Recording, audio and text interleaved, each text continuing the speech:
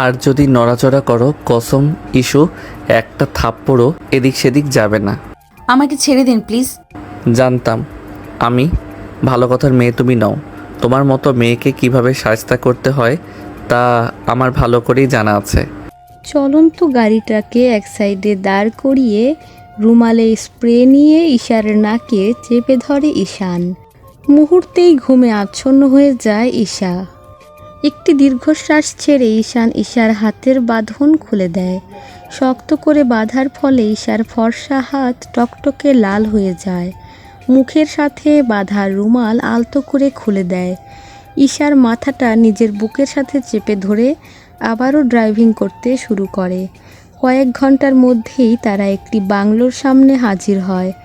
এখনও ঘুমে আচ্ছন্ন হয়ে আছে ঈশা। তার কপালের মাঝে আলতো করে চুমু খেয়ে গাড়ি থেকে তাকে কোলে তুলে নেয় ঈশান, আর তার মুখের দিকে এক পলক তাকিয়ে বাংলোর ভেতরে ঢুকতে থাকে।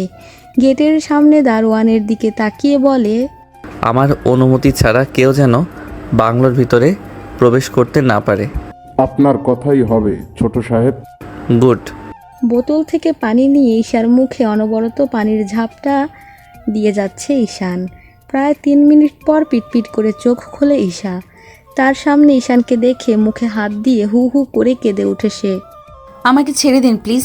কেন এমনটা করছেন আপনি? হঠাৎ করে আপনার রেগে যাওয়ার কারণটা কি? আমি তো কোনো অন্যায় করিনি। ঈশার দিকে তাকিয়ে সে আগুন দৃষ্টি নিক্ষেপ করে বলে, কাল তুমি লিমনের বাইকের পিছনে কেন বসেছ? ঈশানের মুখে কথাটি শুনে ঈশা বেশ অবাক হয়ে যায়। কেননা তার জানা মতে ঈশান তার বন্ধুদের সাথে কক্সবাজারে ছিল। তবে সে জানল কি করে?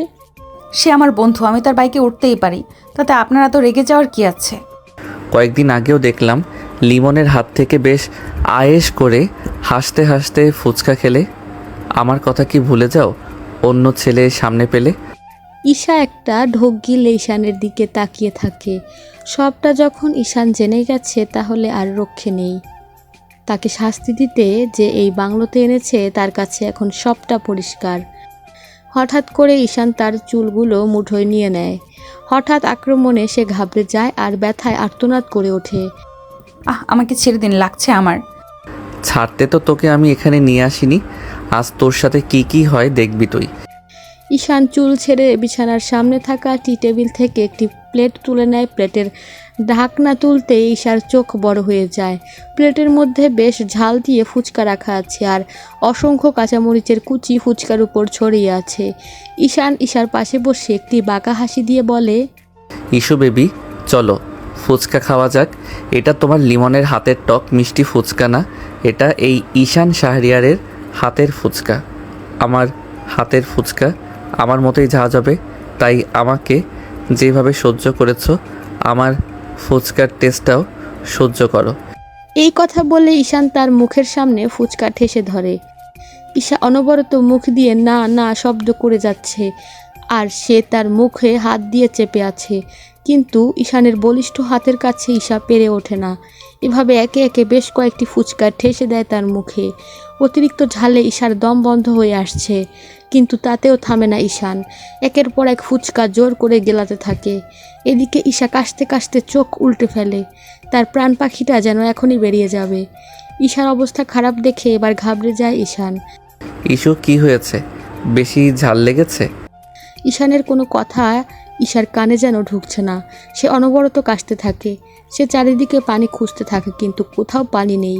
ঈশান ঈশার দিকে তাকিয়ে আবারও রহস্যময় হাসি দিয়ে বলে, বেশি ঝাল লাগছে বুঝি? আচ্ছা আমি আবার ঝাল কমিয়ে দিচ্ছি, জাস্ট ওয়েট অ্যান্ড ওয়াচ। ঈশান ঈশার মাথার পেছনের চুলগুলো চেপে ধরে মাথাটা ঝুঁকে ঠোঁটে ঠোঁট মিশিয়ে দেয়।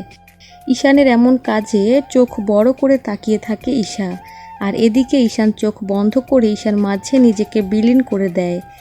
তুই সাইনটা করে দে ঈশা, তুই সাইন করলে আমিও নিশ্চিন্ত, আর তুইও আমার শিকল থেকে বেরোতে পারবি না। একটা ম্যারেজ রেজিস্ট্রি পেপার নিয়ে ঈশার সামনে বসে আছে ঈশান। না না, আমি কিছুতেই সাইন করব না। আমি বলছি তুই সাইন কর। না, আমি কিছুতেই সাইন করব না। আপনি একটা পাগল, আপনাকে আমি কিছুতেই বিয়ে করব না। হ্যাঁ আমি পাগল, তোর জন্য পাগল আমি, কিন্তু তুই তো বুঝিস না। আমি বুঝতেও চাই না। বিকেল হয়ে যাচ্ছে, আমাকে ছেড়ে দিন, আমি বাসায় যাব। যেতে দিব, আগে সাইনটা করে দাও। আমি সত্যি বাড়ি গিয়ে তোমায় পৌঁছে দিব। বললাম তো করবো না, জোর করছেন কেন? আপনার থেকে লিমন হাজার গুণে ভালো, অন্তত আমাকে কষ্ট দেয় না। লিমনের কথা শুনে মুহূর্তে ঈশানের মাথা গরম হয়ে যায়। সে ঈশাকে গলা চেপে ধরে দেয়ালের সাথে মিশিয়ে নেয়। তোর মুখে আবারও লিমনের নাম কেন আসলো? এতবার বারণ করার সত্ত্বেও তুই আবার ওর নাম নিলি? ঈশা নিজেকে ছাড়াতে চেষ্টা করে কিন্তু কিছুতেই ছাড়াতে পারছে না। হঠাৎ তার চোখে পড়ে একটি ওয়ার্ড্রপের ওপর বড় ফুলদানি। সে ফুলদানিটা হাতে তুলে নেয় আর ঈশানের মাথায় জোরে আঘাত করে। সাথে সাথে ঈশান তাকে ছেড়ে দেয়। মাথা চেপে ধরে রক্ত ঈশানের মাথা থেকে চুইয়ে চুইয়ে পড়ছে। তার চোখ আস্তে আস্তে বন্ধ হয়ে আসছে, কিন্তু তবুও ডান হাতে শক্ত করে আবারও ঈশাকে জড়িয়ে ধরে। আমাকে ছেড়ে যেও না ইস্যু, প্লিজ আমাকে ছেড়ে যেও না। ঈশানের অবস্থা দেখে সে ভয় পেয়ে যায়, তবুও নিজেকে বাঁচাতে ধাক্কা দিয়ে ঈশানকে সরিয়ে দৌড়ে বেরিয়ে যায় রুম থেকে আর সোজা নিচে চলে যায়। গেটের সামনে দারোয়ান তাকে বাধা দিলে একটি ফুলের টব তুলে দারোয়ানের মাথায় আঘাত করে। দারোয়ান গুরুতর আঘাত পেয়ে মাটিতে লুটিয়ে পড়ে আর ঈশা দৌড়ে বেরিয়ে যায় গেট থেকে আর ভাবতে থাকে 7 মাস আগের অতীত, যেদিন থেকে দেখা হয় এই অভিশপ্ত ঈশানের সাথে। শহরের অলিগলি রাস্তা ধরে ছুটে চলছে ঈশা। নিজেকে বাঁচাতে ছুটে চলেছে জোর কদমে। ছুটে চলার মাঝেই মনে পড়ে যায় 7 মাস আগের সেই অভিশপ্ত দিনের কথা, যেদিন ছিল একটি রৌদ্র উত্তপ্ত দিন। কিছু বাচ্চা ছেলে মেয়ের সাথে খেলায় মেতে উঠছে ঈশা এবং তার বন্ধুরা নিশি, তাহা এবং লিমন। মাঠের মধ্যে ব্যাট নিয়ে দাঁড়িয়ে আছে সে। তাকে দেখে হাসতে হাসতে এগিয়ে আসে লিমন। কিরে ঈশা, ব্যাটিং করতে পারবি তো তুই, নাকি শুধু শুধু একটা ভাব নিচ্ছিস? আরে পারবো পারবো, তুই দেখে নিস, এমন ছক্কা মারবো না সবাই হা হা করে তাকিয়ে থাকবে। মাঠের চারপাশে দাঁড়িয়ে আছে নিশি, তাহা এবং কিছু বাচ্চারা। ঈশা সামনে দাঁড়িয়ে থাকা বাচ্চাটার দিকে উদ্দেশ্য করে বলে, এই ছোট, বল মার। ছেলেটি দৌড়ে এসে ঈশার উদ্দেশ্যে বল ছুড়ে দেয় আর ঈশা নিজের সর্বশক্তি দিয়ে ব্যাটিং করে। তখনই বলটি একদম উপরে গিয়ে মাঠের বাইরে পড়ে। সবাই অবাক হয়ে বলের দিকে তাকিয়ে আছে। তখনই নিশি চিৎকার করে বলে, ওই, এরা তুই কি করলি? একটি মাঠের শেষ প্রান্তে দাঁড়িয়ে আছে ঈশান, তার বাম হাতের বাহুতে ব্যান্ডেজে মোড়ানো, উপরে পরনে সাদা শার্ট। ঈশানের পুরো নাম ঈশান শাহরিয়ার। তার বাবা আবিদ শাহরিয়ার এবং তার মা মাহমুদা। তার বাবা একজন সফল ব্যবসায়ী, কিন্তু তার বাবার কোনো গুণ পায়নি ঈশান। সারাদিন বন্ধুবান্ধব নিয়ে ব্যস্ত সে। কোনো মেয়ের সাথে রিলেশন তো দূরের কথা, তার পরিবারকেও ঠিকমতো সময় দেয় না সে। তার বন্ধুমহল নিয়ে তার একটি গ্যাং আছে আর সেই গ্যাংয়ের লিডার ঈশান নিজেই। গতকাল শত্রুপক্ষের সাথে ধস্তাধস্তির এক পর্যায়ে তার বাম বাহুতে কেউ ছুরি দিয়ে আঘাত করে। তখনই তার বন্ধুরা তাকে হাসপাতালে নিয়ে যায়। ঈশান পকেট থেকে ফোন বের করে তার বিশ্বস্ত বন্ধুকে কল করে। কিরে কই তুই? আর কতক্ষণ লাগবে পৌঁছাতে? আমি দাঁড়িয়ে আছি। আরেকটু বস, জ্যামে আটকে গেছি, তুই অপেক্ষা কর। ঈশানের বাম হাতের ক্ষত এখনও সেরে ওঠেনি। হঠাৎ করে উপর থেকে একটা বল ছিটকে পড়ে ঈশানের বাম হাতে। হঠাৎ আক্রমণে সে ভড়কে যায়, কিন্তু হাতের ব্যথাটা টন টন করে ওঠে আর চুইয়ে চুইয়ে রক্ত পড়তে শুরু করে। রক্তে ঈশানের শার্ট লাল হয়ে গেছে। ডান হাত দিয়ে শক্ত করে চেপে ধরে ঘাসের উপর নুইয়ে বসে পড়ে সে। চোখ মুখ খিচে ব্যথায় আর্তনাদ করতে থাকে। ব্লাডি, কে করেছে এমন? সামনে আয়, হাত কেটে রেখে দেব। এই ঈশান কি জিনিস বুঝিয়ে দিব জন্মের মতো। বল খেলা ছু। কথাটি শেষ করতে পারল না সে, তার আগেই চোখে পড়ে এক জোড়া পা, যে পায়ে আটকে আছে সুন্দর একটি পায়েল। ঈশান তার মাথাটা উপরে তুলে দেখে নিষ্পাপ একটি মেয়ে, যার চোখের গহীনে যেন ডুব দেওয়া সম্ভব। মিষ্টি ঠোঁট দুটো যেন উষ্ণতা চায়। ঈশানের সামনে দাঁড়িয়ে আছে ঈশা। ভয়ে আতঙ্কে একের পর এক ঢোক গিলে যাচ্ছে সে। তার একটু অসতর্কতার কারণে আজ সামনে থাকা ব্যক্তিটি গভীরভাবে আহত হয়েছে। নিশ্চয়ই তাকে এখন বাজে ভাষায় গালাগাল দেবে, হয়তোবা জরিমানা করবে, কঠিন শর্তেও ফেলতে পারে। এইসব ভেবে আরও একটি ঢোক গিলে ঈশা। জিভ দিয়ে বেশ যত্ন সহকারে ঠোঁটটা ভিজিয়ে সে মুখ খোলে। সরি, আপনার অনেকটা লেগে গেছে। আমার হাতটা ধরুন, আপনি নিচে বসেছেন কেন? ময়লা লেগে যাবে। ঈশান একবার ঈশার হাতের দিকে আর একবার ঈশার মুখের দিকে তাকায়। সে যেন এটাই চাইছে, তার কাছে এখন বিষয়টা বিনা মেঘে বজ্রপাতের মতো। ঈশান খপ করে তার হাতটি ধরে নেয়। এমনভাবে শক্ত করে ধরে যেন ঈশা সুযোগ পেলেই ছুটে পালিয়ে যাবে, কিন্তু সে কিছুতেই ঈশাকে ছাড়বে না। দুজন দুজনের হাত ধরে তাকিয়ে আছে, কিন্তু বিষয়টা পছন্দ হয়নি লিমনের। সে আগে থেকে ঈশাকে পছন্দ করে, বেশ কয়েকবার বুঝাতেও চেয়েছে, কিন্তু ঈশা সব কিছু স্বাভাবিকভাবেই নিয়েছে। লিমন আগুন দৃষ্টিতে তাকিয়ে আছে সেই দুটি হাতের দিকে। ঈশা সেদিকে তোয়াক্কা না করে পাশে থাকা একটি বেঞ্চিতে ঈশানকে বসায়। আপনার অনেকটা রক্ত ঝরছে, হাসপাতালে চলুন। না থাক, আমার বন্ধু আসবে, তার সাথেই যাব।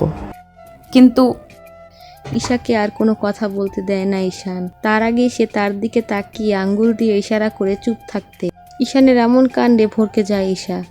এবার ঈশা নিজের হাত ছাড়াতে চেষ্টা করে, কিন্তু ঈশান কিছুতেই ঈশার হাত ছাড়ছে না।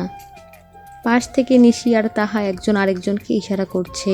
তাদের কারো কাছেই বিষয়টি বোধগম্য হচ্ছে না। এবার থেমে থাকে না লিমন। সে তেড়ে এসে ঈশানের উদ্দেশ্যে বলে, এই যে মিস্টার, ওর হাতটা ছেড়ে দিন। লিমনের দিকে এক নজর তাকিয়ে ঈশান ঈশার হাত টেনে তার সাথে মিশিয়ে নেয়। তাদের মাঝে এখন আর এক আঙ্গুল সমানও দূরত্ব নেই।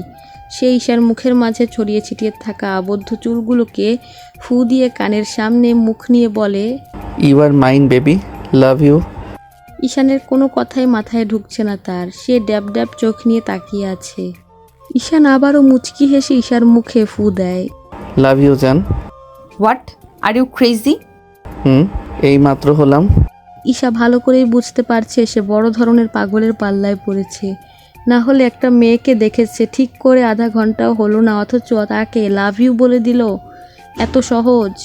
ঈশা নিজেকে ছাড়াতে এবার ব্যস্ত হয়ে ওঠে, কিন্তু ঈশানের বলিষ্ঠ দেহের সাথে কিছুতেই পেরে ওঠে না। তখনই লিমন ঈশার হাত ধরে ঈশানকে ধাক্কা মেরে নিচে ফেলে দেয় আর ঈশাকে নিয়ে ছুটতে শুরু করে। পেছনে থাকা নিশি আর তাহার উদ্দেশ্য করে বলে, ওই তোরা তাড়াতাড়ি আয়, তোরা গিয়ে গাড়িতে বস। লিমন ঈশাকে নিয়ে গাড়িতে বসে পড়ে আর দ্রুত গাড়ি স্টার্ট দেয়। ঈশা জানালা দিয়ে মাথা বের করে আরও একবার ঈশানকে দেখে নেয়। ঠিক তখনই ঈশান ঈশার দিকে ফ্লাইং কিস ছুঁড়ে মারে, আর ঈশা দাঁতে দাঁত চেপে ঈশানকে মনে মনে বিশ্রী একটা গালি দেয়। তারপর থেকেই শুরু হয় ঈশানের একের পর এক অত্যাচার। কখনো ভার্সিটির গেটের সামনে, কখনো বা গভীর রাতে তার বাড়ির সামনে এসে দাঁড়িয়ে থাকে। বেশি রাত জেগে অনলাইনে থাকলে বিভিন্ন হুমকি ধামকি শুরু করে।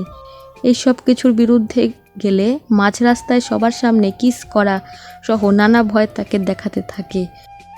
সব কিছু ঈশা দাঁতে দাঁত চেপে সহ্য করে যায়, কিন্তু লিমন বারবার ঈশাকে রাগ দেখায়। কিন্তু বেচারি ঈশা এপাশ ওপাশ দুই পাশই ধপাস করে পড়ে আছে। কি করবে সে? এই আপদটাকে কিভাবে মাথা থেকে নামাবে কিছুতেই মাথায় ঢুকছে না তার। প্রথম দিনেই ঈশান বুঝে নিয়েছে লিমন ঈশাকে পছন্দ করে, তাই সে বারবার ঈশাকে লিমনের কাছ থেকে দূরে দূরে থাকতে বলে। কিন্তু ঈশা এসব কানে নেয় না, কারণ লিমনের সাথে তার বহু বছরের সম্পর্ক। তার ভাষ্যমতে একটা পাগলের কারণে কিছুতেই সে তার বন্ধুত্ব নষ্ট করবে না। একদিন হুট করে ঈশান ঈশাকে একটি পার্কে নিয়ে যায়। তাকে দেখে মনে হচ্ছিল সে বেশ রেগে আছে। ঈশা একের পর এক ঢোক গিলেই যাচ্ছে, আর ঈশান একটা একটা করে সব সিগারেট ফুঁকছে। ধোঁয়া উড়িয়ে দিচ্ছে আকাশ পানে, যেন ধোঁয়ার সাথে তার জমানো রাগ ক্ষোভ দুটোই উড়ে যাচ্ছে। আমায় এখানে এনেছেন কেন? আপনি কি আমায় কিছু বলবেন? বলবো। এর আগেও আমি একই কথা বলেছি। মানে? লিমনের সাথে সম্পর্ক শেষ করে দাও।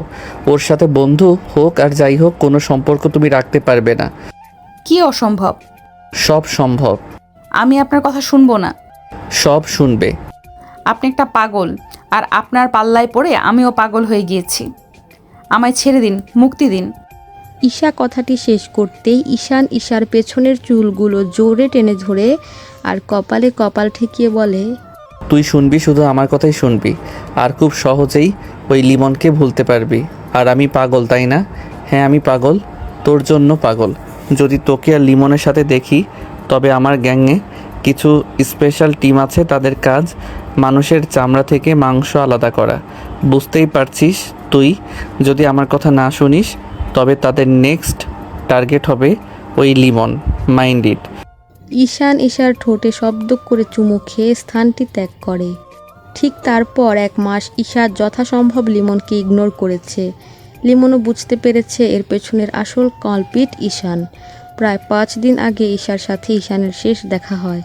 তখন তাকে জানিয়ে দেওয়া হয় ঈশান 10 দিনের জন্য বন্ধুদের সাথে কক্সবাজার যাবে। ঈশান যাওয়ার পর থেকেই লিমনের সাথে আগের মতো আড্ডা শুরু করে দেয় ঈশা। দিনকাল ভালোই যাচ্ছিল তাদের, কিন্তু বেচারি ঈশা জানতো না ঈশান তার পেছনে স্পাই লাগিয়ে রেখেছে। তার প্রতিদিনের করা কর্মকাণ্ড সব আপডেট ঈশানের কাছে পৌঁছে যায়। আজ সকালে ঈশা যখন ভার্সিটি যাওয়ার উদ্দেশ্যে বাসা থেকে বের হয়, তখন একটি কালো গাড়ি নিয়ে দাঁড়িয়ে থাকা ঈশানকে দেখতে পায় সে। 10 দিনের আগেই ঈশান কক্সবাজার থেকে চলে এসেছে। এর কারণ ভাবতে গিয়ে ভয়ে আত্মা কেঁপে ওঠে তার। ঈশা ছুটে পালিয়ে যেতে চাইলে তখনই ঈশান তার মুখ চেপে গাড়িতে তুলে নেয় আর হাত মুখ বেঁধে বাংলোতে নিয়ে আসে। বর্তমান ঈশা দৌড়াতে দৌড়াতে ভাবতে থাকে এই মুহূর্তে সে কোথায় যাবে। তার বাবাও এখন বাড়িতে নেই, বাড়ি এখন তার জন্য নিরাপদ নয়। মুজাহিদ আহমেদের একমাত্র মেয়ে নওশিন ঈশা। তার জন্মের প্রায় 2 বছর পর তার মা মারা যায়। তখন থেকেই বাবার কাছে মানুষ সে। কিন্তু গত কয়েক বছর তার বাবা বেশিরভাগ সময় দেশের বাইরে থাকে, কেননা দেশে বিদেশের ব্যবসা 2 ভাগে সামলাতে গিয়ে তিনি হিমশিম খান। এই নিয়ে ঈশার কোনো অভিযোগ নেই, কেননা মুজাহিদ তাকে তার সাধ্যের মধ্যে যথেষ্ট সময় দেয়। শহর থেকে কিছুটা দূরে ঈশার একমাত্র ফুফু থাকেন। তার বাবা যখন দেশের বাইরে থাকে তখন বেশিরভাগ সময় ঈশা তার ফুফুর কাছেই থাকে। এই মুহূর্তে ঈশা সিদ্ধান্ত নেয় সে তার ফুফুর কাছেই থাকবে, কিন্তু হঠাৎ মনে পড়ে উফ শিট, আমার মোবাইল ওই বাংলোতে ফেলে এসেছি। এবার কি হবে? আমি কি করব? সব ভাবনাকে উপেক্ষা করে ঈশা ওড়নাটা ভালো করে মাথায় পেঁচিয়ে একটি রিকশায় উঠে পড়ে। তার গন্তব্য তার ফুফুর বাড়ি, যেখানে ঈশান নামক কেউ তাকে খুঁজে পাবে না। এদিকে মারাত্মক চোট পাওয়া হাসপাতালে ভর্তি ঈশান, আর শহরের অলিতে গলিতে ঈশানের দলের লোকেরা খুঁজে চলছে ঈশাকে। ওই তোরা শহরের অলিতে গলিতে একটা জলজ্যান্ত মানুষকে খুঁজে দিতে পারিস না? তোদের আমি কেন কাজে রাখছি? ঈশান চিৎকার দিয়ে কথাটি বলেই একটি চেয়ার তুলে গার্ডদের সামনে আছাড় দেয়। ভয়ে সবার আত্মা কেঁপে ওঠে। গত 3 দিন থেকে পাগলের মতো হন্য হয়ে খুঁজে যাচ্ছে ঈশাকে, কিন্তু গার্ডদের মাঝে কেউ এখনও ঈশার সন্ধান দিতে পারেনি। তাই ঈশানের মেজাজ পুরোপুরি বিগড়ে গেছে। তার মাথার আঘাতটি অনেক গুরুতরভাবেই লেগেছে, তাই তাকে পুরোপুরি 7 দিনের বেড রেস্টে রাখা হয়েছে। সব কিছু উপেক্ষা করে সে ঈশাকে নিজে খুঁজে বের করার সিদ্ধান্ত নেয়, কিন্তু তার কাছের বন্ধু রাসেল তাকে আশ্বাস দেয় গার্ডরা ঈশাকে খুঁজে এনে দেবে। কিন্তু একে একে কেটে যায় 3 দিন, এখনও গার্ডরা ঈশার কোনো খবর এনে দিতে পারেনি। তাই রাগে হিতাহিত জ্ঞানশূন্য হয়ে পড়ে ঈশান। রাসেল, ঈশার বাড়িতে কে কে আছে এখন? তার বাড়িতে কয়েকজন কেয়ারটেকার ছাড়া আর কেউ নেই। আমরা টাকা খেয়ে তাদের থেকে জানতে চেয়েছি ঈশা কোথায়, কিন্তু সবার একই কথা, তার বাবা দেশের বাইরে গেছে। ঈশাও বাড়িতে তেমন থাকে না, কখনো বন্ধুদের বা রিলেটিভদের বাড়িতেই সময় কাটায় সে। ওর বন্ধুদের থেকে খবর নিয়েছিস? আর রিলেটিভদের বাড়ি কোন এলাকায়? নিয়েছি ঈশান, আমরা তাহা আর নিশিকে ভয় পর্যন্ত দেখিয়েছি, কিন্তু তাদের একটাই কথা, ঈশার ফোন বেজেই চলেছে কিন্তু সে রিসিভ করছে না। ঈশার সাথে গত 3 দিন থেকে কারো সাথে যোগাযোগ হচ্ছে না। আর তেমন কোনো রিলেটিভই নেই ঈশার, তবে একজন ফুফু আছে, তার ঈশার বেশ কেয়ার করে। ঈশাও তাদের খুব ভালোবাসে। তাদের বাড়ি কোথায় তা কেউ জানে না। আমরা লিমনের পিছনে লোক লাগিয়েছি, তেমন কোনো বিষয় আমাদের চোখে পড়েনি। ওয়েট, আমাকে বাংলো থেকে বের করার পর তোরা কেউ কি আর বাংলোতে গিয়েছিস? না, আমরা তো তোকেই নিয়ে ব্যস্ত, সেদিকে যাওয়ার সময় পাইনি। ঈশার ফোনটা বোধহয় বাংলোতেই আছে। রাসেল, গাড়ি বের কর, আমি বের হব। কিন্তু তুই এই শরীর নিয়ে এখন? রাসেলকে পুরো কথা বললে না দিয়ে তার দিকে চোখ গরম করে তাকায় ঈশান। রাসেল ভয়ে বলে, আচ্ছা। আয়নার সামনে দাঁড়িয়ে বেশ জোর কদমে তৈরি হচ্ছে ঈশান। এমন সময় ঘরে ঢুকে তার মা মাহমুদা। তিনি বেশ কয়েকবার ঈশানের কাছ থেকে এবং রাসেল সহ অন্য গার্ডদের কাছে জানতে চেয়েছে ঈশানের মাথা ফাটালো কে, কিন্তু সবার মুখ বন্ধ করে দিয়েছে ঈশান। কেউ যেন সত্যটা না বলে কাউকে, তার জন্য সব গার্ডকে আগে থেকেই হুঁশিয়ারি দেওয়া হয়েছে। সবাই জানে ঈশান বাইক অ্যাক্সিডেন্টে মাথা ফাটিয়েছে, কিন্তু কেউ জানে না ঈশানের মাথা ফাটিয়েছে ঈশা। কি রে ঈশান, এই শরীর নিয়ে বাইরে কেন যাচ্ছিস? কাজ আছে মা, তাই বের হচ্ছি। তোর আর কি কাজ আমি জানি না ভাবছিস? সারাদিন খালি এসব গুন্ডামি করে বেড়াস, রাস্তার ছেলেপেলেদের মতো সাঙ্গপাঙ্গ নিয়ে ঘুরিস।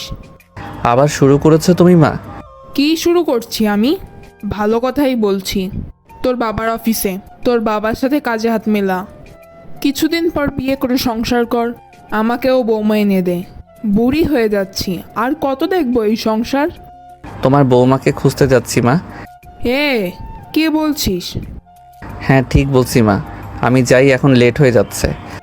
ঈশান হাতে ঘড়ির বেল্ট লাগাতে লাগাতে রুম থেকে বেরিয়ে পড়ে। আল্লাহ, আমার কি হয়েছে? আমি ইদানিং লিমনকে এত মিস করছি কেন? প্রেমে টেমে পড়ে যায়নি তো? ইস, কি যে বলি, সে তো আমাকে ভালোবাসে, অনেকবার বুঝিয়েছে, কিন্তু আমি তো পাত্তা দিলাম না। তবে এবার কি রাজি হব? রাজি হয়ে যাব? মুহূর্তে ঈশানের কথা মনে পড়ে যায়। ও আল্লাহ, আমি এগুলো কি ভাবছি? ওই পাগলিটা যদি জানে আমি লিমনের সাথে লাইন মারছি, তবে তো লিমনের সাথে উল্টাপাল্টা কিছু করে বসবে। ঈশা তার রুমের মধ্যে পায়চারি করতে থাকে। কি করবে সে? একদিনে লিমনের জন্য ফিলিংস, আর অন্যদিকে ঈশানের ভয়। সব চিন্তা তার মাথায় জট হয়ে লেগে গেছে। ইসু, মামুনি, কি ভাবছিস তুই? পেছন থেকে কারো কথায় চমকে তাকায় সে। ও ফুফু, তুমি? না, কিছু না। তাহলে এই মন মরা হয়ে বসে আছিস কেন? কই ফুফু, আমি তো ঠিক আছি। ঈশার ফুফু আতিয়া এবং ফুফা আফসার, সাথে তাদের একমাত্র ছেলে হাসিনকে নিয়ে তাদের পরিবার। বর্তমানে ঈশা তাদের বাসায় গা ঢাকা দিয়েছে। তাদের কথার মাঝে রুমে তার ফুফাতো ভাই হাসিন প্রবেশ করে। কিরে ইস্যু, তোর ব্যাপারটা কি? কোন ব্যাপার ভাইয়া? আগে দেখতাম তুই ফোন ছাড়া এক মুহূর্ত চলতি না, সারাদিন ফোন গেলাতে ব্যস্ত থাকতি, কিন্তু আজ 3 দিন তোর কাছে তোর ফোন নেই, আবার আমার ফোনটাও দিচ্ছিস না, ঘটনা কি? আরে ধুর ভাইয়া, কোনো ঘটনা না। আমার এই একা ঘরে আর ভাল লাগছে না, চলো না ভাইয়া ছাদে যাই। তাদের কথার মাঝে সুর মেলালেন আতিয়া। যা, মেয়েটাকে নিয়ে ঘুরে আয়। আসার পর থেকে বাসায় একা বসে আছে। চল ঈশা, তোর সাথে এইবার ফুচকা গেলা হলো না, রেডি হয় এনে। সত্যি ভাইয়া? তোর হাসিন ভাইয়া কখনো মিথ্যা বলছে? চল। ওকে ভাইয়া, আমি যা। কথাটা শেষ করার আগেই চুপসে যায় ঈশা। তার মনে পড়ে যায় ঈশানের দেওয়া ফুচকা থেরাপির কথা। একসাথে ঠেসে মুখে ঝাল ফুচকা ঢুকিয়ে দেওয়ার কথা মনে পড়লে এখনও গা শিউরে ওঠে তার। ফুচকা খাওয়া যেন এই জীবনের জন্য হারাম হয়ে গেছে। ভাইয়া, আমি যাব না। যাবি না মানে? ফুচকার সাথে তুই আপোষ করছিস? আজ ওই দিন ও আমাদের দেখা লাগলো। তুমি যাও, আমি যাব ফুচকা খেতে। আমার এখন ইচ্ছে করছে না। তুই যাবি মানি যাবি, না হলে চুল টেনে নিয়ে যাব। বদমাইশ মেয়ে, যা, রেডি হয়ে আয়। যাচ্ছি যাচ্ছি। বাংলো থেকে ঈশার একটি পায়েল এবং মোবাইল ফোন খুঁজে পায় ঈশান আর রাসেল।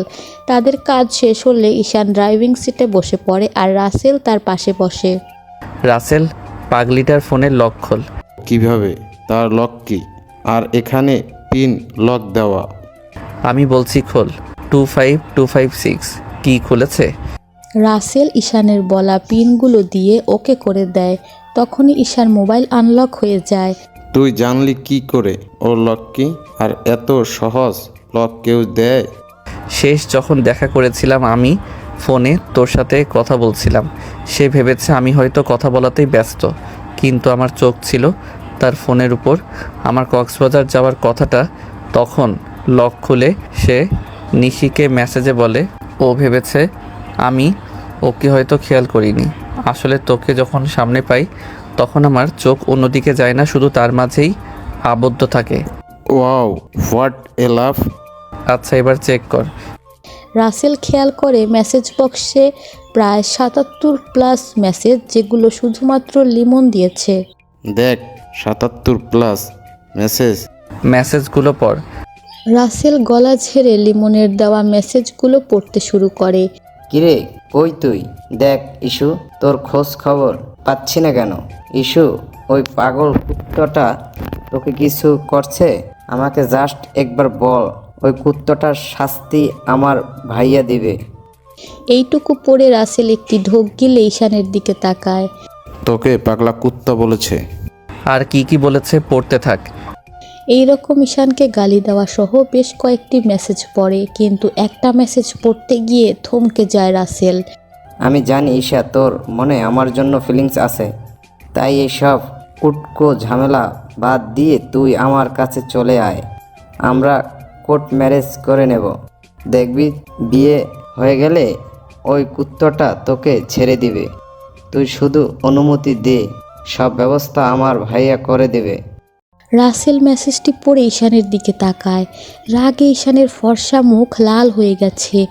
ঈশান বাঁকা হাসি দিয়ে বলে, বিয়ে করবে তাই না? হ্যাঁ বিয়ে।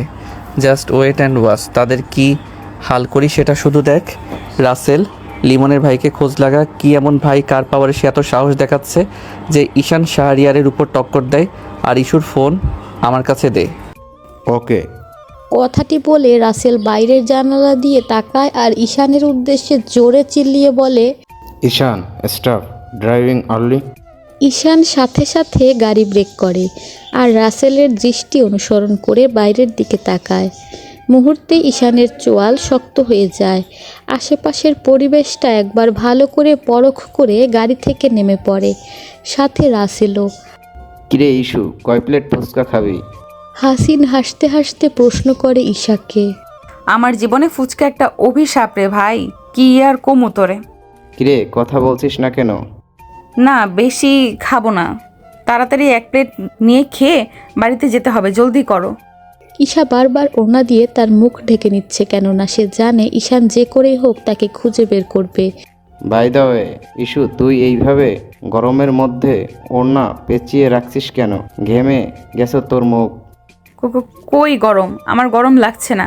রোদের তাপে স্কিনের প্রবলেম হবে হয়তো, তাই মুখ ঢাকছি। এই তোর কি হয়েছে? পাগল হয়েছিস নাকি? একদম তোর এত গরমেও গরম লাগছে না, আবার অন্যদিকে বলছিস রোদ লাগছে। তোর মুখে এদিকে রোদ কোথায় পেলি? এদিকটা তো সম্পূর্ণ ছায়া, বিকেলের মিষ্টি ছায়া, আর তুই রোদ খুঁজে নিচ্ছিস। পাগল হলি নাকি? ও রোদ নেই, আমি তো ভুলেই গিয়েছি। তার কথার মাঝে ফুচকার প্লেট নিয়ে আসে হাসিন। নে খা। ওয়াও, দারুণ দেখতে হয়েছে, খেতেও নিশ্চয়ই ভালোই হবে। আমার তো এখনই জিভে জল চলে এলো। ঈশা ফুচকা তুলে মুখে দিতে গেলেই পেছন থেকে এক পরিচিত কণ্ঠ তার কানে ভেসে আসে। ও মামা, ফুচকা নাকি সেই টেস্ট হয়েছে? তাহলে আমাকেও 1 প্লেট দাও। ঈশা আর হাসিন দুজনে পেছনে ঘুরে তাকালে একজনের মুখে ফুটে ওঠে এক চিলতে হাসি, আর আরেকজন যেন আকাশ থেকে পড়ল। ইস্যুরে, তুই আছিস? কে বলেছিল তোকে বাইরে ঘুরতে যাওয়ার কথা বলতে? কে বলেছিল এত পাকনামি করতে? এবার গেলি তো গেলি, ধরা পড়ে গেলি। ওই ঈশান এবার যে তোর সাথে কি কি করবে ঠিক তুই ভাবতেও পারবি না। হাসিন ভাইয়া এত হাসছে কেন? এমা, হাসিন ভাইয়া ওই গুন্ডাকে জড়িয়ে ধরিল কেন? আমার ভাইটাও কি এদের মতো গুন্ডা? আল্লাহ রক্ষা করো আমারে। এত জোরে ফুলদানি দিয়ে বাড়ি দিলাম, ব্যাটা বেঁচে আছে কি করে? আমি হলে তো আরও আগেই মরে যেতাম। কই মাছের প্রাণ মনে হয়। কথাগুলো মনে মনে বলছে আর সামনে থাকা ব্যক্তিটির দিকে অবাক দৃষ্টিতে তাকিয়ে আছে ঈশা। তার সামনে জলজ্যান্ত দাঁড়িয়ে আছে ঈশান আর রাসেল। হাসিন তাদের দেখে খুশিতে জড়িয়ে ধরে। কিরে কেমন আছিস তোরা? কতদিন পরে তোদের সাথে দেখা। এই তো ভালো। তোমার কি অবস্থা বড় ভাই? আলহামদুলিল্লাহ ভালো। কেমন চলছে তোর গ্যাং? চলছে চলার মতো। তা তুমি এখানে কি করছো? পাশে কে তোমার? আমার কাজী নিশা, আমার একমাত্র মামার একমাত্র মেয়ে, তোর বোন ভাবতে পারিস। হাসিনের কথা শুনে হাসি পেয়ে যায় ঈশার। তোর বোন? আমার বোন না রে হাদারাম, সে আমার বউ হয়। কিরে কি বিড়বিড় করছিস? না কিছু না। তা ফুচকা খেতে এসেছো বুঝি? হ্যাঁ রে ঈশা, ফুচকা বেশ পছন্দ করে। ঈশান শুধু হাসছে আর এদিকে ঈশার ভয়ে দম বন্ধ হয়ে আসছে। কপালে বিন্দু বিন্দু ঘাম চিকচিক করছে। ঈশান এবার কি করবে? হাসিন ভাইকে কি সব বলে দিবে? ঈশান এমন হাব ভাব করছে যেন ঈশাকে সে চেনে না। সব কিছু বেশ স্বাভাবিকভাবেই আছে। তা বিয়ে শাদী করনি বড় ভাই? আরে না, এখনো মনের মতো মেয়ে পাইনি। বাই দা ওয়ে, তোর মাথার ব্যান্ডেজ কেন? মাথা ফাটলো কি করে? আর বলো না, আমার হবু বউ আমার মাথা ফাটিয়ে দিয়েছে। ঈশানের কথা শুনে কাঁপাকাঁপি শুরু হয়ে যায় ঈশার। তোর বউ মানে? আর তোর বউ তোর মাথা ফাটালো কেন? হবু বউ আমার, বুঝতে পেরেছো? তার সাথে একটু বালিশ ছোড়াছড়ি খেলছিলাম। খেলার মাঝে সে এতটাই এক্সাইটেড যে আমায় বালিশের পরিবর্তে ভুলে ফুলদানি ছুঁড়ে দিয়েছে। রাসেল পাশে থেকে ঈশানের কথাগুলো বেশ উপভোগ করছে, আর হাসিন ঈশানের কথা শুনে ড্যাব ড্যাব করে তাকিয়ে আছে। কি বলিস, তোর বউ কি পাগল? সে আমার ভালোবাসার অত্যাচারে পাগল, আর আমি তার ভালোবাসা পেতে পাগল। ঈশা চকিতে একবার তাকায় ঈশানের দিকে। তা তোর বউয়ের নাম কি? নওশিন। ঈশানের মুখে কথাটি আর শেষ করতে পারল না, তার আগেই ঈশা বলে, ভাইয়া আমি বাসায় যাব।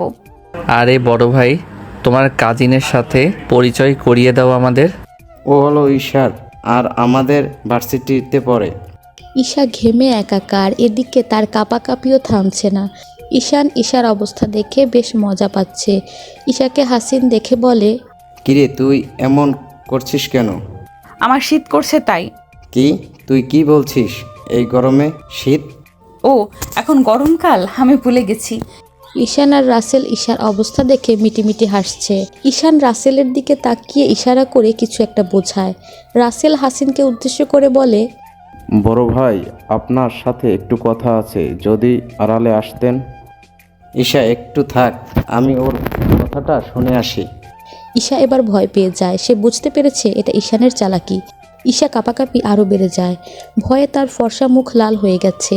হাসিন আর রাসেল আড়াল হলেই ঈশান 1 পা 2 পা করে ঈশার সামনে এগিয়ে আসে, আর ঈশা 1 পা 2 পা করে পেছাতে থাকে, কিন্তু বেচারি ঈশা আর বেশি দূর গিয়ে পারে না। তাই আগেই ঈশান খপ করে তার হাতটি ধরে সামনে দাঁড় করায়। কি ভেবেছিলে এই ঈশান শাহরিয়ারের চোখ ফাঁকি দেবে? এত সোজা না যান। এই ঈশান যা চায় তা নিয়েই ছাড়ে, আর তুমি তো তাতে কথাই নেই। অনেক ভেবেচিন্তে সিদ্ধান্ত নিলাম। তোমাকে আমি 1 মাসের সময় দিলাম। এই 1 মাস তুমি তোমার মনে আমার মনে ফিলিংস আনবে, তারপর আমরা একটা স্বাভাবিক রিলেশনে যাব। আর যদি তা না হয় তবে আমি কি করব নিজেও জানি না। আমি শুধু জানি তুমি আমার। ঈশান পকেট থেকে ঈশার মোবাইল বের করে ঈশার হাতে দেয়। তোমার ফোন, কিছু ছবি দিলাম, ছবিগুলো খুঁটিয়ে খুঁটিয়ে দেখবে, তখন আমার প্রেমে তুমি এমনিতেই পড়ে যাবে। ও আর একটা কথা, ঈশান পকেট থেকে একটি ডায়মন্ডের রিং বের করে ঈশার হাতে পরিয়ে দেয়। ঈশা তার হাত ছাড়ানোর জন্য ব্যস্ত হয়ে পড়লে ঈশান ঈশার হাত টেনে ধরে শব্দ করে চুমু খায়। বাহ, আমার বউয়ের হাতে আংটিটা বেশ মানিয়েছে। এঙ্গেজমেন্ট করে নিলাম, আর বিয়েটাও করে নেব খুব শীঘ্রই। ঈশার রাগে কান্না পেয়ে গেছে, চোখ থেকে টপ টপ করে নোনা জল গড়িয়ে পড়ছে। তা দেখে ঈশান একটা ধমক দেয়। স্টপ ঈশা, কান্না থামাও, থামাও বলছি। ঈশানের ধমকে ঈশা আরও একবার কেঁপে ওঠে, কিন্তু তবুও আগুন দৃষ্টি নিক্ষেপ করে তার দিকে তাকিয়ে থাকে, যেন এই চোখ দিয়েই তাকে খুন করলে বড্ড বেশি শান্তি লাগতো। আমার জিনিস আমি অপচয় করতে পছন্দ করি না ইস্যু, আর কখনো আমার সামনে কাঁদবে না। ঈশান ঈশার কপালে আলতো করে ভালোবাসার পরশ এঁকে দেয়। বাই দ্য ওয়ে, শ্বশুর বাড়ি যাওয়ার জন্য প্রস্তুত হও। কে করবে আপনাকে বিয়ে? আমি তো জীবনেও আপনাকে বিয়ে করব না। করব না মানে করব না, না না না। হাসিন আর রাসেল কথা বলতে বলতে তাদের দিকে এগিয়ে আসছে, আর তা দেখে ঈশার কিছুটা দূরে গিয়ে দাঁড়ায়। হাসিন আর ঈশা বিদায় নিয়ে বাসায় যাওয়ার জন্য পা বাড়ায়। এমন সময় দূর থেকে দুটো ছেলে ঈশাকে উদ্দেশ্য করে ফ্লাইং কিস ছুড়ে দেয় এবং বিশ্রী কিছু অঙ্গভঙ্গি দেখায়। হাসিন তা খেয়াল না করলেও ঈশা, ঈশান আর রাসেল খেয়াল করে। ঈশানের চোয়াল শক্ত করে তাকিয়ে থাকে ছেলেগুলোর দিকে। রাসেল ঈশানের দিকে তাকিয়ে ভয়ে ঢোক গিলে মনে মনে বলে, কে বলেছিল তাদের এই মেয়ের দিকে তাকাতে? আজ তো তোরা শেষ, আমি নিশ্চিত। রাতে ঈশা বাড়িতে এসে তার মোবাইল অন করে, ইনবক্স সহ সব কিছু চেক করে দেখে ফাঁকা। কিন্তু গ্যালারিতে ঢুকে সে বড় একটা ধাক্কা খায়। পুরো গ্যালারি জুড়ে লিমনের কোনো ছবি নেই, তার পরিবর্তে সবটাই ঈশানের। যাকে দেখে সহ্য হয় না তার ছবি থাকবে আমার ফোনে? No never. ঈশা ফট করে সব ছবি ডিলিট করে দেয়। ইস্যু, ঈশান কি তোকে কিছু বলছে তখন? ভ্রু কুচকে কথাটি বলে হাসিন। না না ভাইয়া, কি বলবে? শোন, ওই ছেলের থেকে দূরে দূরে থাকবি। ভার্সিটিতে দেখা হলে তুই আড়াল হয়ে যাবি, কথা কিন্তু ভুলেও বলবি না। কেন ভাইয়া, হঠাৎ এই কথা? আসলে ঈশান ভালোর ভালো, খারাপের খারাপ।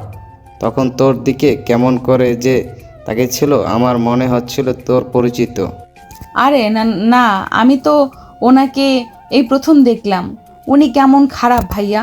আর তোমার সাথে পরিচিত হলো কি করে? ভার্সিটিতে পড়াকালীন আমার এক ব্যাচ জুনিয়র ঈশান আর রাসেল, আমার ফ্রেন্ড অনিমের কথা তোকে আগেই বলছি। ভার্সিটিতে তার এক পছন্দের মেয়ে ছিল, বলতে পারিস তাকে ভালোবাসতো, বেশ কয়েকবার প্রপোজও করেছে, কিন্তু মেয়েটা পাত্তা দেয়নি। বাড়ি থেকে মেয়েটার বিয়ে ঠিক হলে একদম ভেঙে পড়ে অনিমের সাথে আবার ভালো সম্পর্ক ছিল ঈশানের, কেননা ঈশান সারা ভার্সিটি দখল করে চলতো, তাই যে কেউ তাদের সাথে বন্ধুত্ব করতে চাইতো। অনিম বিষয়টি ঈশানকে জানায়, তখন ঈশান নিজ দায়িত্বে মেয়েটার বিয়ে 2 দিন আগে তুলে নিয়ে বিয়ে দেয়। আরও বেশ কয়েকটি কেস সে এইভাবে হ্যান্ডেল করেছে। আবার অনিমের নামে কিছু বাজে কথা রটায় আমাদের ব্যাচের কয়েকটা ছেলে। ঈশান সেই ছেলেগুলোকে পিটিয়ে পঙ্গু বানিয়ে ছেড়েছে। এই অনিমের মাধ্যমেই আমার ঈশানের সাথে পরিচয়।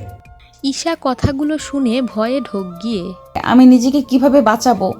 আমার উপর তো ওই শকুন আরও আগেই নজর দিয়ে দিয়েছে। তবে আরেকটি মজার ঘটনা কি জানিস ইস্যু? রাসেল একটি মেয়েকে ভালোবাসতো, কিন্তু মেয়েটা তার বয়ফ্রেন্ডকে বিয়ে করে নেয়। রাসেলের কষ্ট দেখে ঈশান চেয়েছে মেয়েটিকে ফিরিয়ে আনতে, কিন্তু রাসেল তা দেয়নি। সে তখন বলেছিল যে চলে গেছে, যাক, আমি আর তাকে ফিরে পেতে চাই না, সে সুখী হোক, এই দোয়াই করি। হুট করেই ঈশার মাথায় একটা বুদ্ধি আসে আর সে ভাবতে থাকে কি করা যায়। ঈশা, তুমি অন্য কাউকে বিয়ে করে নিয়েছো, আমার অনুভূতি তুমি একবারেও বুঝলে না। ঈশা আর লিমন দাঁড়িয়ে আছে কাজী অফিসের সামনে। সকালেই তারা দুজন ঈশানের অজান্তে বিয়ে করে নেয়। থাক, তুমি সুখী হও, এই দোয়াই করি। লিমন, তুমি ঈশাকে সুখে রেখো, ভালোবাসা আর যত্নে ভরিয়ে রেখো। ঈশা কোনো কথা না বলে লিমনের হাত ধরে গাড়িতে উঠে পড়ে। হুট করেই ফোনে জোরে রিংটোন বেজে ওঠে আর ঈশার স্বপ্নময়ী ঘুমটা ভেঙে যায়। ধরফর করে উঠে বসে চারদিকে একবার চোখ বুলাতে থাকে। এটা স্বপ্ন ছিল? কটা বাজে দেখি তো। ঈশা ফোন হাতে নিতেই দেখে 3:21 বাজে। এই সময়ের স্বপ্ন মনে হয় সত্যি হয়। তবে আমি লিমনকে বিয়ে করলে রাসেলের মতো ঈশানও আমাকে ছেড়ে দিবে। হ্যাঁ, ছেড়ে দেবে। ঈশা ফোন চেক করতেই দেখে ঈশান একটা মিস কল আর একটি মেসেজ দিয়েছে। ইস্যু, হোয়াটসঅ্যাপে আসো। ব্যাস এইটুকুই ঈশান লিখেছে। এই ব্যাটার মতলব কি? আমাকে আবার হোয়াটসঅ্যাপে ডাকলো কেন? আচ্ছা, দেখি তো। ঈশা হোয়াটসঅ্যাপে ঢুকে তার চোখ ছানাবড়া হয়ে যায়। একটি ছবিতে দেখা যাচ্ছে দুটো ছেলের মুখ বিভৎসভাবে থেতলে দেওয়া হয়েছে, আর একটি ভিডিওতে দেখা যাচ্ছে ছেলে দুটোর চোখে কেউ লাল মরিচের গুঁড়ো লেপে দিচ্ছে, আর তাদের অসহ্য যন্ত্রণায় গগনবিহীন চিৎকারে পরিবেশটা থমথমে হয়ে গেছে। এবার ঈশানের আরেকটি মেসেজ আসে। চিনতে পারছো তাদের, যারা আমার জানের দিকে নজর দেবে? আমি তো তাদের সহজে ছেড়ে দেব না। হ্যাঁ, ঈশা চিনতে পেরেছে। এরা হলো ফুচকা দোকানের সেই ছেলে দুটো যারা ঈশার দিকে তাকিয়ে বাজে ইশারা ইঙ্গিত করে। ঈশা তাড়াতাড়ি লিমনকে কল করে। কিরে ঈশা, তুই এতদিন কই ছিলি? তোর কোনো খোঁজ খবর নেই কেন? জানিস আমি তোকে কতটা মেসেজ দিয়েছি, বাট তুই একটাও রিপ্লাই দিলি না। আমি লিমনকে পুরো কথা শেষ করতে দিল না, সে তার আগেই বলে, তুই কি সত্যি আমায় ভালোবাসিস লিমন? হ্যাঁ, কিন্তু হঠাৎ এই প্রশ্ন? তাহলে কাল আমায় বিয়ে করতে পারবি? কাল কি বলিস? তোর কি হয়েছে? এত প্রশ্ন করছিস কেন? আমি যা বলছি তার উত্তর দে। পারবো। আমার ভাইয়া সব ঠিক করে দিতে পারবে, তুই চিন্তা করিস না। ঠিক আছে, তাহলে কাল আমরা বিয়ে করছি, এটাই final. Love you Isha. Ishan, দারুণ একটা খবর আছে। এই সকালে আবার তোর কিসের কথা? বল তাড়াতাড়ি। লিমনের ভাইকে জানিস? ভার্সিটিতে বড় ভাই অনিমের নামে বাজে কথা রটানোর জন্য আমরা যে কয়েকজনকে পঙ্গু বানিয়ে দিয়েছি, মনে আছে? মনে থাকবে না কেন? ওরা তো ইমনের দলের লোক। তারপর থেকেই তো আমরা একে অপরের শত্রু। হ্যাঁ, ওই ইমনই হলো লিমনের ভাই। হোয়াট? তুই ঠিক বলছিস? আমি একদম শিওর লিমন ওই ইমনের পাওয়ারই লাফাচ্ছে। শুনছি ইমন নাকি তার দলবল আরও বাড়িয়েছে। তাই নাকি? তবে তো খেলা জমে যাবে। এমন সময় ঈশানের ফোনে কল আসে, আর ফোনের ওই পাশ থেকে যা শুনে তাতে ঈশানের চোয়াল শক্ত হয়ে যায়। রাসেল, গাড়ি বের কর, আমি বের হব এক্ষুনি। আর শোন, আমাদের পেছনে যেন 30 জন গার্ড আসে। আচ্ছা। ঈশা, ভাবতেই পারিনি তুমি বিয়েতে রাজি হবে। কি ব্যাপার, তোমার ভাইয়া আসেনি? এই তো চলে আসবে। বাই দা ওয়ে, তুমি আজ একটা শাড়ি পরে আসতে। আজ তো আমাদের বিয়ে, তাই না? আসলে আমি যদি এখন শাড়ি পরে বের হই তবে ফুফু আর ভাইয়া সন্দেহ করবে, তাই। আর আচ্ছা, বুঝছি, সমস্যা নেই। তাদের কথার মাঝে লিমনের ভাই ইমন এসে হাজির হয়। ঈশা, পরিচয় করিয়ে দিই, আমার বড় ভাই ইমন। কেমন আছেন ভাইয়া? ভালো, তুমি কেমন আছো? ভালো। আচ্ছা, আমি তবে কাজীর সাথে কথা বলে আসি, তোরা দাঁড়া এখানে। ইমন চলে গেলে ঈশা লিমনকে প্রশ্ন করে, তোমার ভাইয়া ভাবিকে আনোনি কেন? ভাবিকে এনে কি হবে? ভাবি বাড়ির দিকটা সামলাচ্ছে। কাজী সাহেবের সামনে বসে আছে ঈশা। মনের মাঝে চলছে তার হাজারো ভয়, দ্বিধাদ্বন্দ্ব। ঈশা, প্লিজ সাইনটা করে দাও। লিমনের কথায় ভাবনার ছেদ ঘটে তার। কাপা কাপা হাতে কলমটা তুলে নেয় সে। তখনই পেছন থেকে আসে একটি ধারালো রাগান্বিত কণ্ঠ। বাহ, এখানে তাহলে বিয়ে করা হচ্ছে? ঈশা চমকে পেছনে তাকালে ঈশানকে দেখতে পায়। ঈশানের পেছনে অনেক গাঠকে একসাথে দেখে তার আর বুঝতে বাকি রইল না যে ঈশান এখানে রণক্ষেত্র বাঁধিয়ে ছাড়বে। লিমন সহ বাকিরা ঈশানকে দেখে দাঁড়িয়ে পড়ে। ঈশাকে ভয় পেতে দেখে লিমন ঈশার হাতটা শক্ত করে ধরে আঁকড়ে ধরে। সেই হাত জোড়ার দিকে আগুন দৃষ্টি নিক্ষেপ করে তাকিয়ে থাকে ঈশান। পাশ থেকে মাথা ঘুরিয়ে একবার ইমনকে পরখ করে নেয় সে। তারাও যেন আজ প্রস্তুতি নিয়ে এসেছে যুদ্ধের। ঈশা, ওর হাতটা ছেড়ে দাও। ঈশা ভয় পেয়ে লিমনকে আরও আঁকড়ে ধরে। লিমন ঈশার দিকে একবার তাকিয়ে ঈশানকে উদ্দেশ্য করে বলে, আপনি আমাদের মাঝে কেন ঢুকছেন?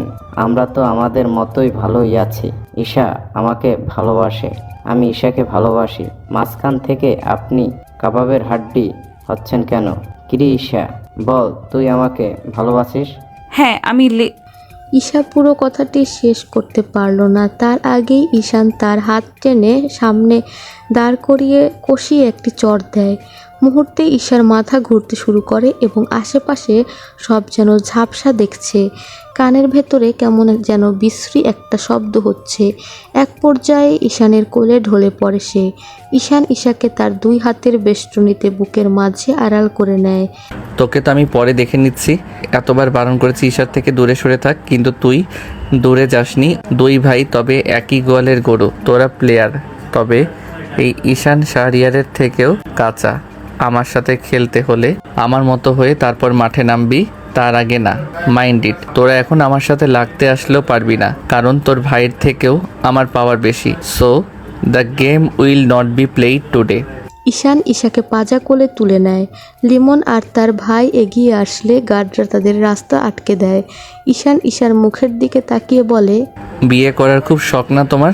চলো তোমার শখটাই পূরণ করি। পিট পিট করে চোখ খুলে ঈশা সিলিং ফ্যানের দিকে তাকিয়ে ভাবতে থাকে, আমি কোথায় আছি? এটা তো ফুফিদের বাড়ির ফ্যান নয়। না, এটা আমাদের বাড়িও না। তবে কার? ম্যাম, আপনার জ্ঞান ফিরেছে তাহলে?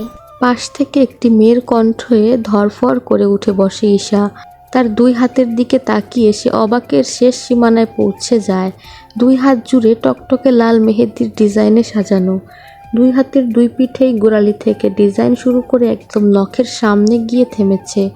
পুরো ব্রাইডাল লুক। এইটা আমার হাতে এইসব কি? কে দিল এগুলো আমায়? আজ আপনার বিয়ে ম্যাম। স্যারের কথাতে আমরা ডিজাইন করেছি।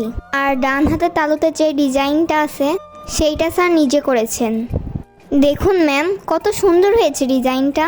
ঈশা না চাইতেও ডান হাতের দিকে চোখ যায় তার। সুন্দর করে হাতের তালুতে ঈশান লাভ ঈশা লেখা। হুট করেই তার মনে পড়ে যায় সে তো ঈশানকে বিয়ে করবে না। পার্লারের মেয়েদের দিকে তাকিয়ে ঈশা ফিসফিস করে বলে, শুনুন, আপনাদের দুজনকে আমি 1,00,000 টাকা অফার করছি। আপনারা আমাকে এই বাড়ি থেকে বের করার সুযোগ করে দিন প্লিজ। প্রমিস করছি, বেরিয়ে গেলেই আপনাদের টাকা আপনারা পেয়ে যাবেন। কিন্তু ম্যাম। প্লিজ প্লিজ, আপনারা আমার উপকারটা করুন প্লিজ। কি জান, পালানোর প্ল্যানিং করছো? দরজার সাথে হেলান দিয়ে বাঁকা হেসে দাঁড়িয়ে আছে ঈশান। তাকে দেখেই পার্লারের মেয়েগুলো রুম থেকে বেরিয়ে যায়। ভয়ে ঈশার আত্মা কেঁপে ওঠে। তবে সত্যি কি এবার বিয়েটা হবে? পালাতে পারবে না জানো, পারবে না। সারা বাংলো জুড়ে প্রায় 100 জন গার্ড আছে। তাদের চোখ ফাঁকি দিয়ে তুমি পালাবে, আর সিসি ক্যামেরা তো আছেই, তাই এইসব চিন্তা মাথা থেকে ঝেড়ে ফেলো। আমি বিয়ে করব না। আমি করব, সাথে তুমিও। তোমার না শখ বিয়ে করার, আমি সেই শখ পূরণ করে দিচ্ছি ইস্যু পাখি। আমি বিয়ে করব না। আবারও এক কথা বলে, আবারও চর খেতে চাও তুমি, তাই না? দেখো, এক চরে ডানগালটা কেমন লাল হয়ে ছাপ বসে গেছে, এবার কিন্তু বাম গালে মারবো। ঈশান সোফা থেকে লেহেঙ্গাটা ঈশার সামনে রাখে আর ঈশা তা ছুঁড়ে ফেলে দেয়। তা দেখে ঈশানের মেজাজ পুরোপুরি বিগড়ে যায়। ঈশার চুলগুলোকে মুঠোয় নিয়ে টেনে ধরে। ঈশা ব্যথায় আর্তনাদ করতে থাকে। আমার ভালো কথা তোর ভালো লাগে না, তাই না? বিয়েটা হবে আমার সাথেই হবে, জলদি তৈরি হয়ে নে, আমি অপেক্ষা করছি নিচে। আজ তোকে সুন্দর করে সাজানো হবে, তুই আজ সাজবি শুধু আমার জন্য। ঈশার চুলগুলো ছেড়ে ঈশান রুম থেকে বেরিয়ে যায় আর ঈশা হাঁটুতে মুখ গুজে কাঁদতে শুরু করে। গাঢ় লালের মাঝে গোল্ডেন রঙের কাজ করা লেহেঙ্গা পরে বসে আছে ঈশা। পুরো ব্রাইডাল সাজে তাকে অপশরীর থেকেও কম লাগছে না। তার সাথে মিল করে ঈশান শেরওয়ানি দিয়ে নিজেকে সাজিয়েছে। দুজন পাশাপাশি সোফায় বসে আছে আর সামনে থেকে ছবি তুলে যাচ্ছে তার বন্ধু বান্ধব সহ ফটোগ্রাফাররা। সামনে থেকে কাজী বিয়ে পড়ানো শুরু করে। ঈশা এখনো ফুপিয়ে ফুপিয়ে কেঁদে যাচ্ছে। খবরদার ইস্যু, কান্না থামাও, আর যদি কাঁদতে দেখি তবে খবর করে দেব বলে দিলাম। ইস্যু, তুমি থামবে নাকি আমি অন্য কিছু করব? জান, তুমি যদি কান্না না থামাও তবে আমি কি করব জানো? ঈশা প্রশ্নবোধক চোখ নিয়ে ঈশানের দিকে তাকায়। I will kiss you in front of everyone. ঈশানের কথা ঈশার কান্না বন্ধ হয়ে যায়। মনে মনে যে 100 রকম গালি দিতে থাকে। বেয়াদব ছেলে, কথায় কথায় আমার নিষ্পাপ ঠোঁটে চুমু খাওয়ার ধান্দায় থাকিস। দেখি নিস তোর এই ঠোঁট একদিন জ্বলে পুড়ে ছাড়খাড় হবে। জোর করে আমার ভালোবাসা আদায় করিস, তাই না? এমন ভালোবাসা দেব তোকে, তুই নিজেই আমাকে ছেড়ে যাবি, মনে রাখিস। আর তোর সাথে তো আমি জীবনের সংসারই করব না, আমি তো লিমনের সাথেই সংসার করব, সেই হবে আমার প্রাণপ্রিয় স্বামী। মা, বলো কবুল। কাজী সাহেবের কথায় ধ্যান ভাঙে ঈশার। হঠাৎ করে তার পুরো পৃথিবী যেন থমকে যায়। বাবার একমাত্র মেয়ে হিসেবে নিজের মেয়ের বিয়েটাও দেখতে পারলেন না তিনি। আচ্ছা, বাবা কি মেনে নেবে? আমি তো বাবাকে ঠকাচ্ছি। হঠাৎ করে ঈশা সবার সামনে দাঁড়িয়ে পড়ে, ডানে বায়ে না তাকিয়ে দৌড়াতে শুরু করে। ঈশার হঠাৎ কাণ্ডে ভ্যাবাচেকা খেয়ে যায় সবাই। ঈশান যখন বুঝতে পারে ঈশা পালিয়ে যাচ্ছে তখনই সে ছুটে যায়। বেচারি ঈশা লেহেঙ্গা ভারী হওয়ায় সে বেশি দূর যেতে পারে না। তার আগে ঈশান তাকে ধরে চড় দেওয়ার জন্য হাত তোলে, কিন্তু কিছুক্ষণ পরেই হাতটা নামিয়ে নেয়। সবার সামনে আমাকে আর খারাপ বানিও না ঈশা, চলো বিয়েটা সেরে নেই। বললাম না বিয়ে করব না, কেন জোর করছেন আপনি আমায়? ঈশা চলো। বললাম তো আপনাকে আমি বিয়ে করব না। কাকে বিয়ে করবে তবে? ওই লিমনকে? নো, নেভার, আমি বেঁচে থাকতে কখনো না। ঈশান ঈশার বাম হাতটা শক্ত করে চেপে ধরে, এতটাই জোরে ধরে যে ঈশানের নখ যেন ঈশার হাতের ভেতর ঢুকে যাচ্ছে। ঈশা ব্যথায় আর্তনাদ করে ওঠে, কিন্তু তবুও ঈশান থেমে থাকে না। ঈশাকে টেনে বসিয়ে দিয়ে বলে, সাইন কর। না। সাইন কর। না। চুপ, একদম চুপ। তুই সাইন করবি নাকি আমি অন্য কোনো স্টেপ নেব? রাসেল, হাসিন ভাইকে ধরে নিয়ে আয়, তারপর ওনাকে ইচ্ছে মতো মারতে থাক, হাড়গুলো যেন আস্ত না থাকে। ঈশানের কথায় ভয় পেয়ে যায় ঈশা। এই না না, হাসিন ভাইকে কিছু করো না, হাসিন ভাইয়ের কি দোষ? তাহলে সাইনটা করো।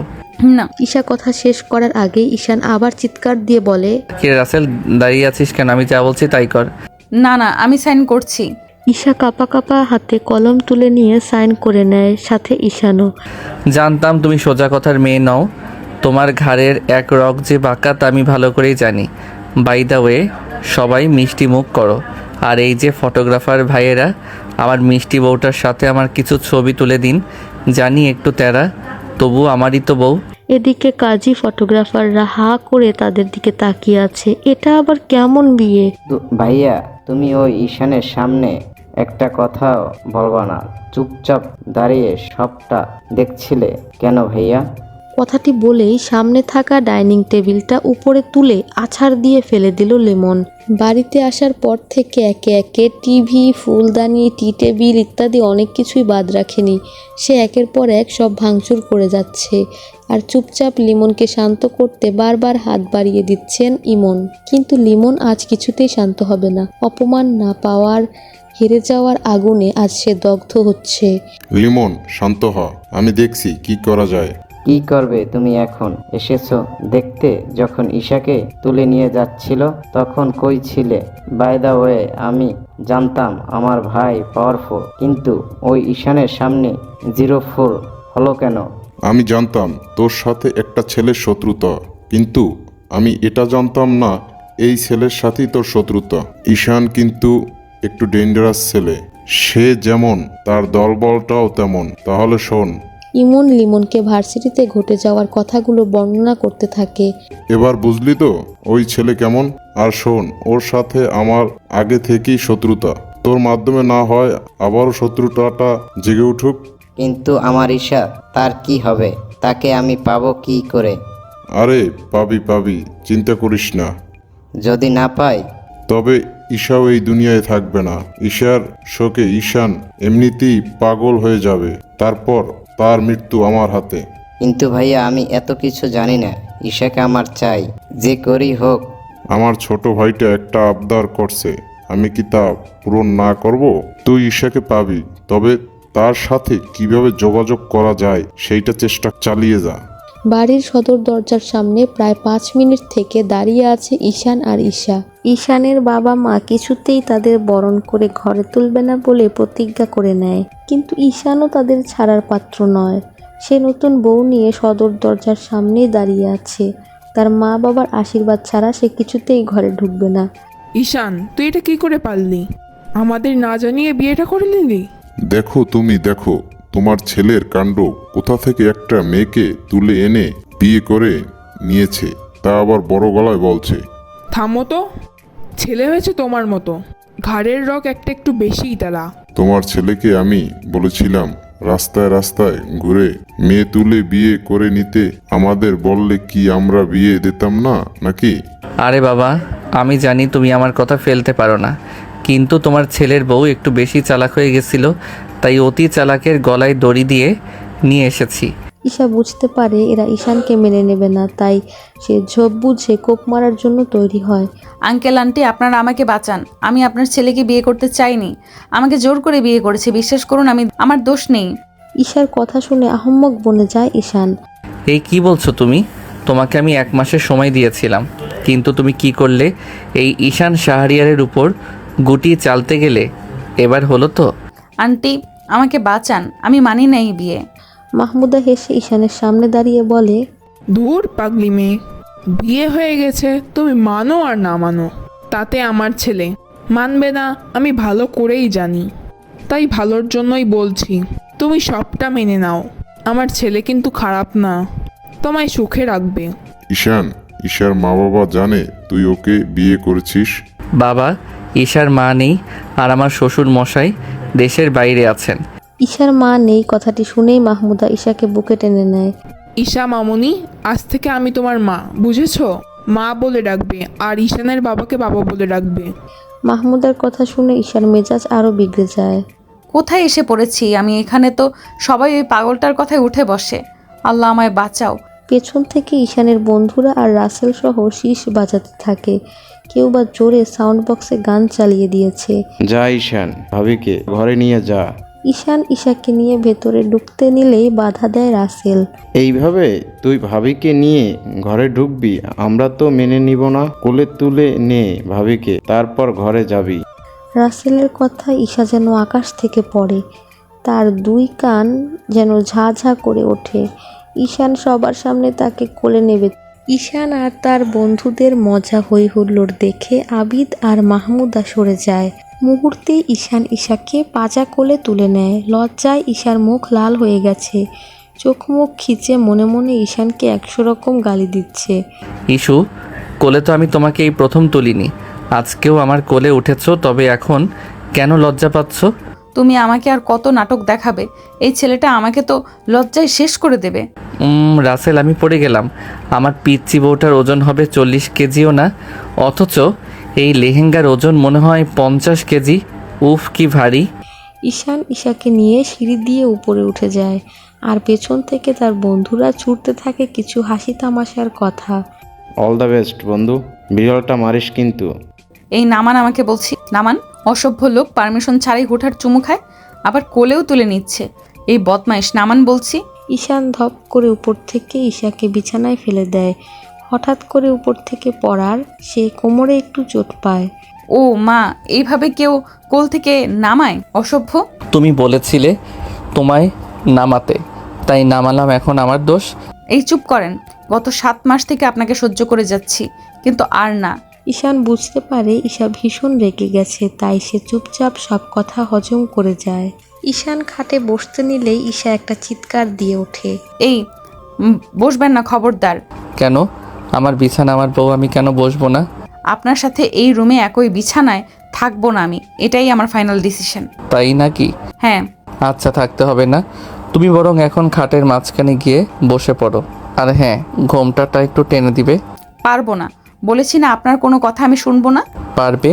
বললাম তো না। ঈশান আগে থেকেই বুঝতে পারে ঈশা আজ উল্টাপাল্টা পাগলের প্রলাপ গাইবে, তাই সে আগে থেকেই ব্যবস্থা করে রেখেছে। তুমি তাহলে আমার কথা শুনবে না, তাই না? বললাম তো না। ঠিক আছে। ঈশান পকেট থেকে ফোন বের করে রাসেলকে ফোন লাগায়। রাসেল, তোকে যে আমি কিছু মাকড়সা আর তেলাপোকা জার ভরে রাখতে বলেছি, রেখেছিস? হ্যাঁ, কিন্তু এইসব দিয়ে কি হবে? একটা পাগলের মাথার ভূত ঝাড়তে হবে। তুই আমাদের রুমে নিয়ে আয় জার দুটো। ঈশান ফোনটা রেখে শীষ বাঁচাতে বাঁচাতে আয়নায় নিজেকে খুঁটিয়ে খুঁটিয়ে দেখতে থাকে। এদিকে ঈশার মাথায় ঢুকেছে আরেক চিন্তা, ঈশান তেলাপোকা আনতে বলল কেন? তবে কি তেলাপোকা দেখিয়ে তাকে ব্ল্যাকমেল করে ফুলসজ্জা করবে? না, এটা হতে পারে না। এই কি আশেপাশে কোনো ফুলদানি নেই কেন? থাকলে তো নিজেকে বাঁচানো যেত, আগে যেমন বাঁচিয়েছিলাম। ঈশা আশেপাশে ফুলদানি খুঁজতে থাকে। ঈশান ঈশার কাণ্ড বুঝতে পেরে ঝাড়া গলায় বলে, এর আগেও ফুলদানি দিয়ে মাথা ফাটিয়ে দিয়েছো, তাই আমার রুমে আমি সিদ্ধান্ত নিয়েছি কোনো ফুলদানি থাকবে না। বুঝেছো মেরি জান?